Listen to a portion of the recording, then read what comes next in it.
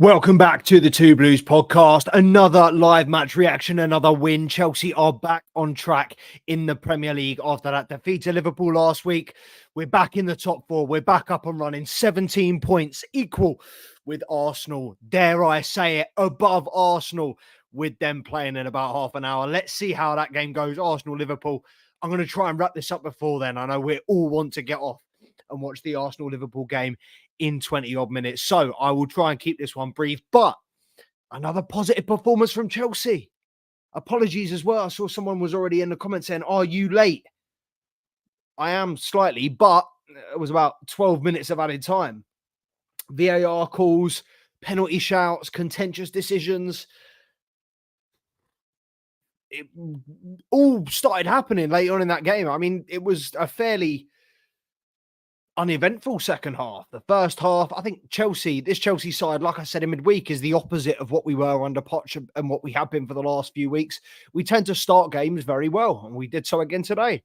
Started very sharply. Obviously, the Cole Palmer goal, marginally offside. You know, he got his goal in the end. Would have been fantastic for him to get that goal straight away, but he just looked in the mood today. The touches, the passes, everything he did, every time he got on the ball, it was creative, it was inspirational, it was integral to everything Chelsea did. He is so good, and I know he has the odd quiet game against Liverpool. He wasn't particularly effective, wasn't particularly involved. But when you're playing against big teams, we are seeing more often than not, teams are doubling up on Cole Palmer, putting two players on him to mark him very, very tight, akin to what players did or what teams did to Eden Hazard. But when you do that with Liverpool, or big teams who have good quality players who can double up, it's a little bit different to today. But today he was finding those spaces, making those touches, those passes. I mean, his movement, his awareness, his ability. I was talking in midweek at length about João Felix, his positional awareness, his intelligence from a footballing perspective.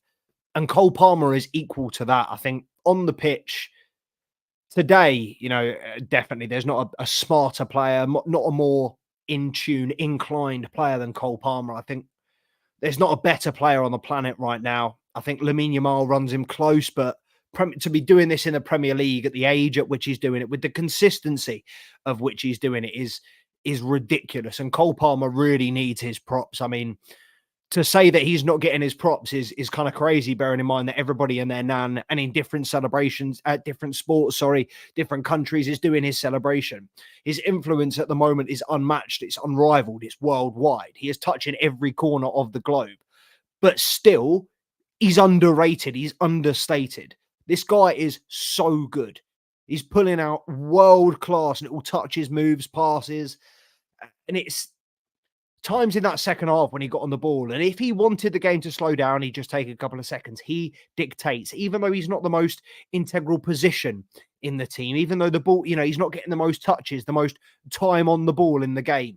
He's still by far the most influential player, the most important player in this Chelsea side. And when he decides we need to speed things up, we speed things up. When he decides we need to slow things down, we slow things down. But whatever we do, Cole Palmer is, at the end of the day, going to be at the heart of it somehow. Even when he's not getting assists, he's getting the pre-assist. He's getting the unbelievable ball to set the move off. He's doing the Enzo Fernandez job of dictating play in the middle. And honestly, I think there's not a thing that Cole Palmer, from an attacking perspective, not a thing that Cole Palmer cannot do. I think he's so good. And yeah, I'm running out of good, positive things to say about Cole Palmer at this stage. We have been seeing these performances week in, week out for a year and a half. And we're sitting here thinking, when's it going to go away? When's it going to drop off? Last week, people are thinking, oh, he's not performing today. Is that the end of Cole Palmer? Every time he has a semi-muted performance, and he normally still comes out with a goal contribution or something of note from those games. But even when he does have a semi-muted performance, it's people preying on his downfall. It's people going, you know what, I want to see him fail. I want that to be the last time Cole Palmer comes back to hurt us. Guys, this guy is around for the next 10 years. This guy he's in our ends. We're not comfortable. You are not comfortable in your own ends when Cole Palmer is about. This guy is going to be terrorizing the streets of London, terrorizing the English Premier League for the next 10 years. I don't doubt that he will one day go to Real Madrid. I think he is that level. He is going to be a Galactico, no doubt about it. But for now, he is integral to this Chelsea side. He is our Aiden Hazard. He is the guy that we build around, that we just let do what he wants. He can train absolutely shit. He can not turn up for training for all I care. If these performances continue, Cole Palmer is, and forever will be, this season's or Enzo Maresca's star boy, Chelsea talisman. And yeah, man, keep putting in performances like this. The Ballon d'Or's his next season. We all know that, Vinny Jr. somehow is winning it this year. Not sure he deserves it, but somehow Vinny Jr. is winning it this year. I think Cole Palmer, you could shout, you could argue, has a conversation, has an argument to be in the running for Ballon d'Or this year. But next year, if he's not in the conversation, people that choose the awards do not watch football. Let's just put it that way. But it wasn't just Cole Palmer today. It wasn't just Cole Palmer. I thought the whole team, in terms of a whole team performance over 90 minutes, managing a tricky Newcastle side. Look, Newcastle, and I said this earlier this week, Newcastle have not impressed me this season. I think with the money they've spent, with the players that they've nurtured, and the trajectory that they've been on, it's been very, very positive. But obviously, ever since kind of getting back into the Champions League, they struggled to balance that last season. They did have injury concerns, obviously FFP troubles as well.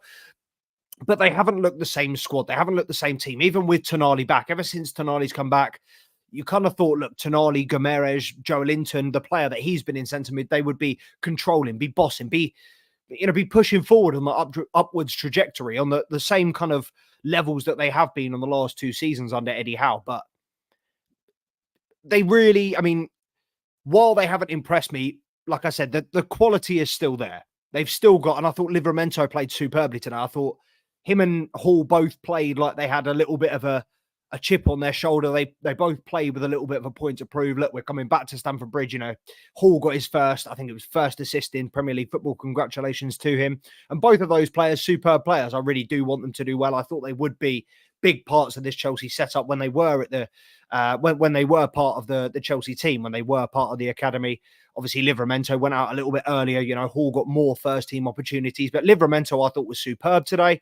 And I really think, in terms of the quality in that Newcastle team, while they didn't blow me away, while they didn't play superb football, they didn't really trouble us that many times today. Sanchez didn't have that many big saves to make, big, opportunities or big times, should we say, where we looked like we would concede. We looked like we were in danger. I don't think there were too many of those. We definitely muted those down for the last couple of weeks against Liverpool, against Forest. But I just think in terms of our overall control of the game, I think Gusto, while he hasn't looked himself and he's been a far cry from the player that we saw under Pochettino last season, I think Gusto managed Harvey Barnes very well. I think Isak's a superb player. I think technical ability, I think his runs, his athleticism on the ball, off the ball, finishing ability, I think he's superb. And I think Colwill and Fofana did a fairly good job of him tonight. I think the goal, I was screaming at my TV thinking, you got two centre halves in the 6-yard box. Neither of them are picking up the centre forward. What between the two of you, how is that computing? How does that work out? But that aside, I think the centre halves were fairly solid today. I thought Reece James, fantastic to see him, go through 90 minutes unscathed.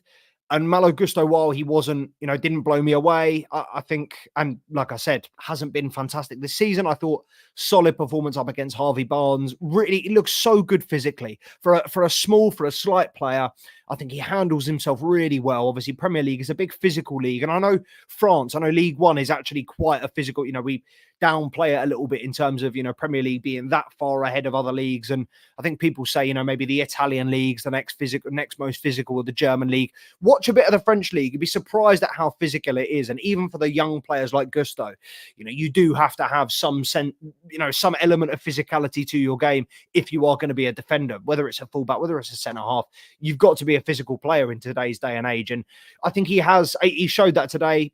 He's got great physicality, great energy, great athleticism, great willingness to be on the ball and to help the team both up the pitch and at the back. And defensively, I think he's so sound. We know from last season, superb going forward. He can put a ball in the box, really contribute to our attack, but defensively as well, he's very, very solid. 1v1, there's not very many more defenders in our team in the Premier League that I'd trust on that right side than Malo Gusto.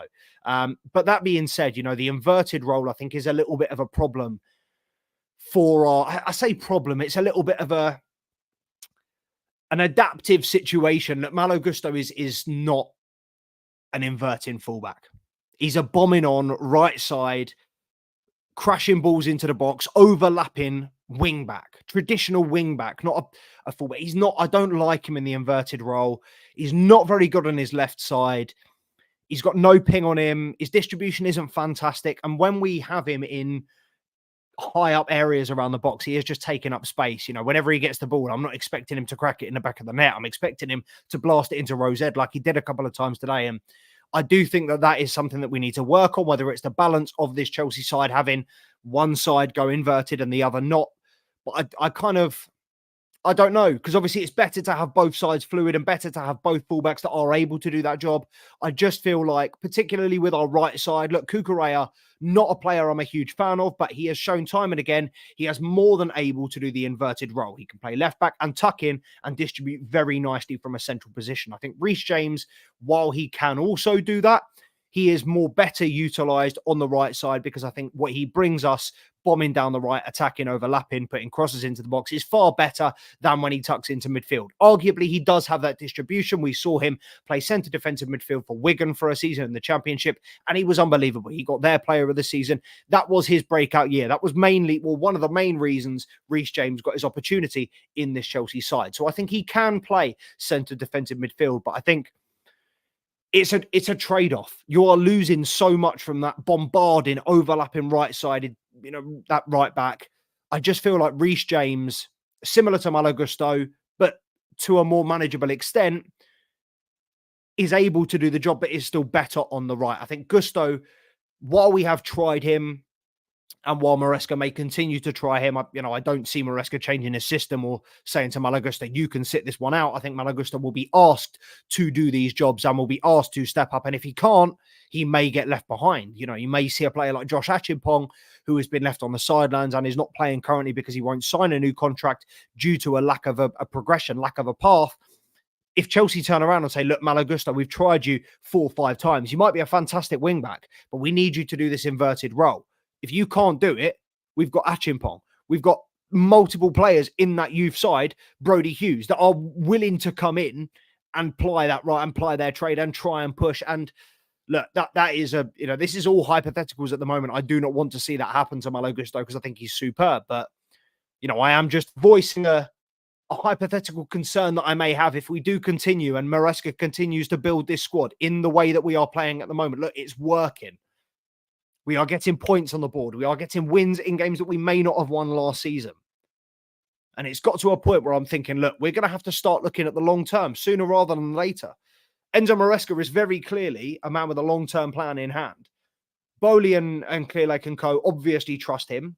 At this point, I think the fans trust him. As a Chelsea fan, comment if if you disagree. Let me know if I'm wrong. I feel like the Chelsea fan base is very, very happy with Enzo Maresca.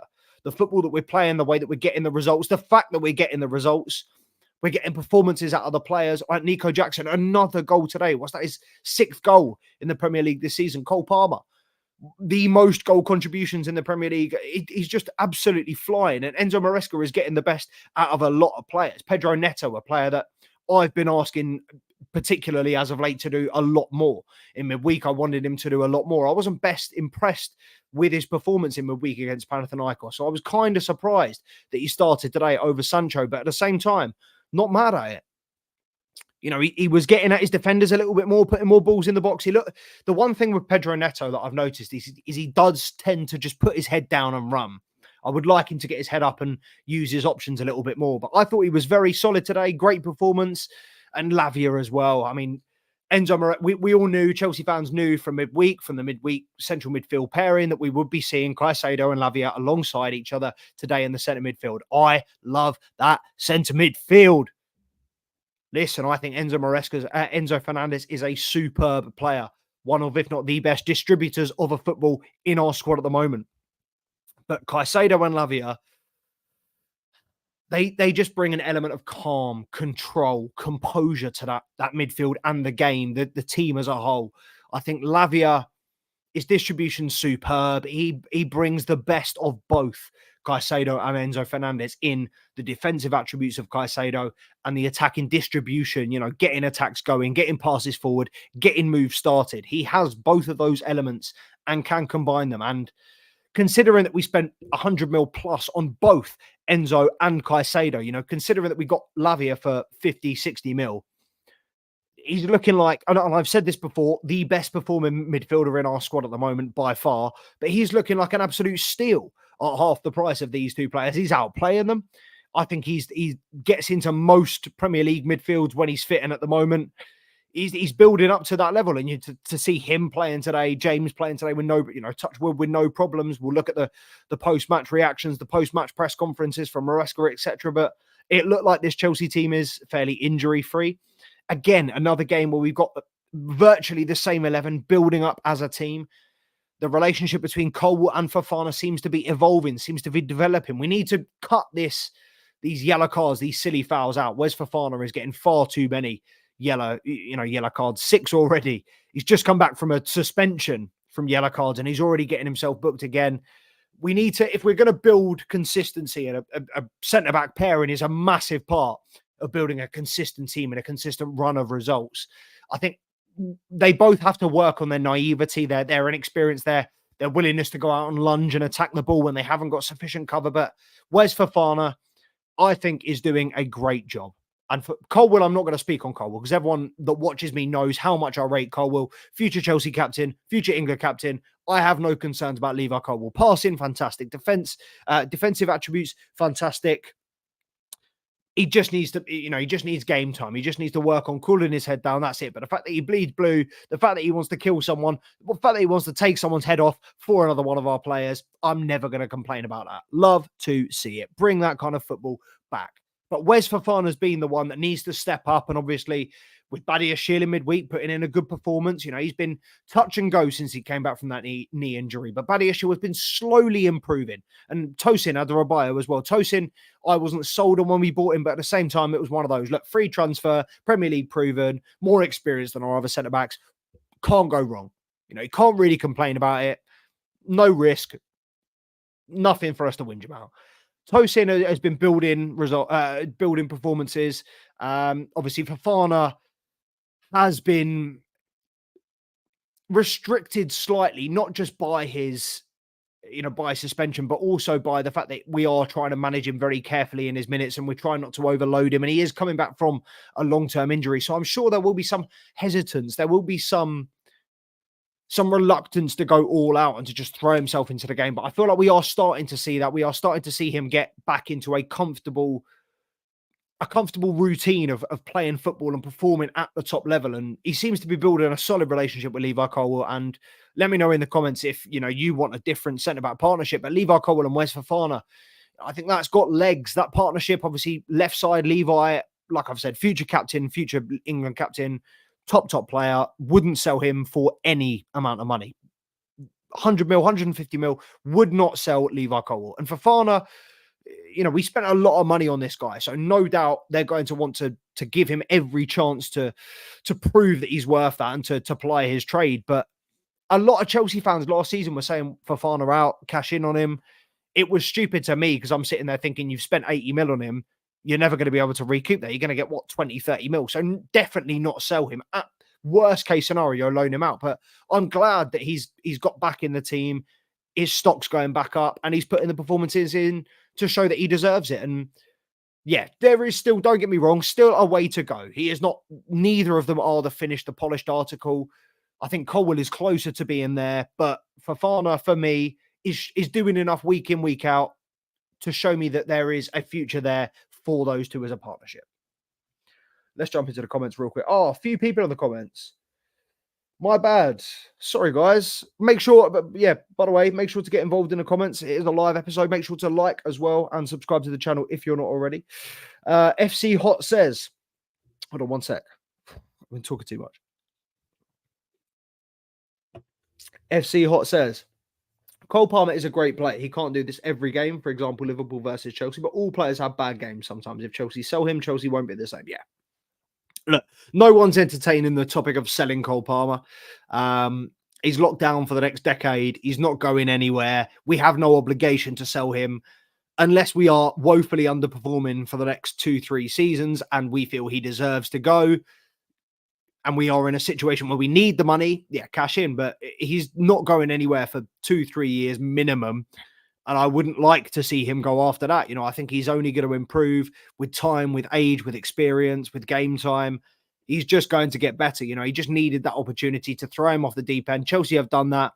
And yeah, I can see this guy being our Aiden Hazard, being our talisman for the next 4 or 5 years. We just need to build around him. He's such a good player. Appreciate you joining, Scott. I don't know if you're still watching. Is there going to be an On to the Ball episode today? Arsenal, Liverpool? Look, I'll jump on, man. If you're doing anything tonight, if you're on, Scott, if you're jumping, if you're on tonight, let's talk Ten Hag, man. Get Trav out the pits of misery. They lost today, didn't they? 2-1. Just get him out. We need to talk. This is where he will go viral. This is where Trav will do bits. I don't care if he's depressed, bruv. The reason I started this channel was because Chelsea was so shit every week. I thought that there was no point in me watching if nothing good's going to come out of it. I might as well get my views of it online. Trav, this is your time. If you're watching Trav from Onto the Ball, PSA, get your ass in front of that camera and start ranting about Casemiro, bro. Start talking about Biryani ball with Saeed. United, Mark Goldbridge is on the downfall, bro. Man United are looking for a new face of YouTube. You could be it, Trav. You could be that guy. But yeah, man, that ball was a joke. His pass, as I said earlier, his passes, touches, vision, the finish, everything about him. Yeah, Nick Pope should have done better for his goal. Shouldn't be beaten at the front post, whatever. Cole Palmer is sublime footballer. Yes, I think that will be it for Ten Hag. I think Ten Hag will go tomorrow. I don't know about tonight. I think it will be a little bit, they'll be letting the results settle and they'll be letting everyone get out of their system. But I think he will go tomorrow. If I was a betting man, I used to be. If I was a betting man, I'd say get your money tonight on Michael Carrick to be the next Manchester United manager. I might lump a little tenner on it. I reckon Cole Palmer has a great chance to win the Golden Boot this season. He's leader of Chelsea like Eden Hazard. Yeah, I think can he beat Erling Haaland? I'm thinking of too many. Can he beat Erling Haaland? No, not for goals right now. I think Haaland will go. And I said this when he joined, and I said this last season. Look, I think Haaland will do 2-3 seasons in the Prem, and he'll be bored. He'll win everything there is to win. If they win, the treble, the quadruple again this year, he'll probably leave after that. There is very little for him to do. He might break a few more records, but I don't think Haaland will be around for that long. I think Cole Palmer will be around for a lot longer. And I think he's more of a matter player than Haaland. And look, we can chase Golden Boot awards, but that's not what I'm here for, man. He's more of an all-round player. And he's got more goal contributions than Haaland. Let's just appreciate him. Let's not try and push him to, let's focus on his goal scoring. Nah, man. Some of the balls he's playing today, as Alexander Giles said, which I assume that's Gurney. Appreciate you joining, my bro. But as Gurney said, the creative side of him, the ability to just pick a pass, that's where he shines. And yes, he can score penalties, free kicks, top bins from 30 yards. Yes, he's an unbelievable player in front of goal, but I'm not chasing goal scoring records. I'm not really chasing any kind of stat records. I think this is a point where we just need to appreciate this player for what he does for this team and the way that he can just turn it on. This is a player that makes you want to watch football. There are very few players like I didn't want to watch. There was nothing really for I say this like I'm not a football fan. The Barcelona-Real Madrid game the other day, nothing game really in terms of what it means for the season as a whole. But I'm thinking, look, Lamine Yamal's playing tonight. I want to watch him. I want to see him play football. I want to be in the audience, bro. I want to experience this. These are players that come through, and we've been lucky enough to grow up in the generation of Messi, Ronaldo. We've had some unbelievable footballers. I think the quality of footballers has arguably decreased since the generation just before me, the generation when I was growing up, the 2002, 2006 World Cup, the R9, Ronaldinho, Brazil. I don't think we will ever see anything like that in terms of quality, but those sort of players, those effortless, gracious players, someone like Ronaldinho that could he wouldn't need to care, wouldn't need to put any thought or effort into it, but he could pick a pinpoint pass from 40 yards. He could kiss the underside of the crossbar on command. It's that sort of enjoyment, that sort of pure football that Cole Palmer has, and he makes people want to tune in and watch Cole Palmer and watch Chelsea. And I'm grateful for that, for the exposure that it's bringing us as a club, but also, we've just got to sit here and appreciate what he is doing week in, week out on our TV screens, because there are teams like Man United, who are one of the biggest teams in the world, have billions of millions, arguably probably a billion fans worldwide, close to Man United. And they have to watch that Haram Ten Hag ball week in, week out. And we get to sit here and enjoy the likes of Jackson, Neto, Palmer, popping it off, little dum. That goal, beautiful football, man.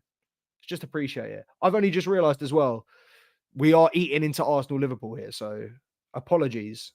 I'm going to get my stream up and ready, but I'm going to close this off fairly soon. Played as a team, love it. Aloysius, appreciate you joining us, my bro.